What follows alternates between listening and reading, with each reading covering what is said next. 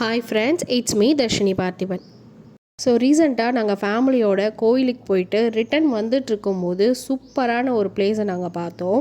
So அந்த place எங்கே இருக்குது, எப்படி போகிறது அண்ட் அங்கே என்னெல்லாம் இருக்குங்கிறத இந்த வீடியோவில் பார்க்கலாம். ஸோ வாங்க வீடியோக்குள்ளே போகலாம்.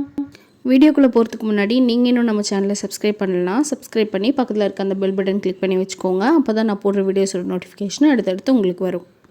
ஸோ நாங்கள் போயிருந்தது வந்து பெரியபாளையம் பவானி அம்மன் கோயிலுக்கு. ஸோ ஃபேமிலியாக எல்லோரும் ஆட்டோவில் தான் போயிருந்தோம். அங்கே போனால் நுழையும் போதே செம ரஷ்ஷு. லைனில் போய் நின்னால் அதை விடவும் கூட்டமாக இருக்குது. இத்தனைக்கும் இது எந்த விதமான பண்டிகை நாளும் கிடையாது. இது 100 ரூபா கியூ. இங்கே இவ்வளோ ரஷ்ஷாக இருக்குது. எப்படியோ ஒரு வழியாக அடிச்சு பிடிச்சி சாமி கும்பிட்டு முடிச்சுட்டு வெளியே வரும்போது தான் நான் இந்த விஷயத்தை நோட் பண்ணேன். ஸோ இந்த மாதிரி வேப்பஞ்சியில் கட்டிட்டு போகிறதெல்லாம் இங்கே தான் அதிகமாக பார்க்க முடியும். பட் இந்த மாதிரியான ஒரு நேர்த்திக்கடன் வந்து இதுதான் நான் ஃபஸ்ட் டைம் இங்கே பார்க்குறேன். ஸோ அப்படியே வெளியே வந்து நல்லா கடத்தருவியெல்லாம் சுற்றி பார்த்துட்டு வேண்டிய சில திங்ஸ் எல்லாம் வாங்கிட்டு ஃபேமிலியோட சில ஃபோட்டோஸும் எடுத்துகிட்டு அங்கேருந்து கிளம்பிட்டோம். ஸோ அங்கேருந்து ரிட்டன் வரும்போது தான் இந்த சூப்பரான பிளேஸை நாங்கள் பார்த்தோம். ஜஸ்ட் அங்கே பெரியபாளையம் அந்த மெயின் ரோட்லேருந்து கிளம்பி கொஞ்சம் தூரம் கூட இருக்காது. இந்த டேம் பார்த்தோம். இந்த பிளேஸோட பேர் வந்து தாமரைப்பாக்கம் டேம். ஸோ ஜஸ்ட் அந்த சைடில் அந்த டேம்லேருந்து கொஞ்சமாக தண்ணி திறந்து விட்டுருக்காங்க. அங்கே வந்து ஒரு தொட்டி மாதிரி இருக்குது. ஸோ அதுக்குள்ளே எல்லோரும் இறங்கி குளிச்சிட்டு இருந்தாங்க. ஸோ அதுலேருந்து ஓவர்ஃப்ளோ ஆகிற தண்ணி தான் இங்கே வந்து ஒரு ஃபால்ஸ் மாதிரி பாஞ்சிட்டு இருந்துச்சு. ஃபுல்லாக வாட்டர், பார்க்குறதுக்கே சூப்பராக இருந்துச்சு.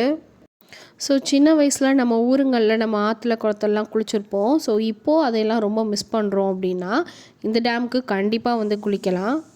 ஸோ இந்த டேமுக்கு வரதுக்கு நமக்கு ஜஸ்ட்டு ட்ராவல் எக்ஸ்பென்சஸ் மட்டும்தான்.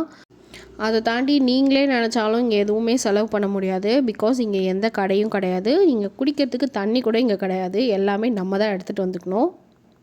அதுக்கேற்ற மாதிரி இங்கே வரவங்க எல்லாருமே ப்ரீ பிளான்டாக ஆட்டோவில், வேனில், காரில் அந்த மாதிரி வராங்க.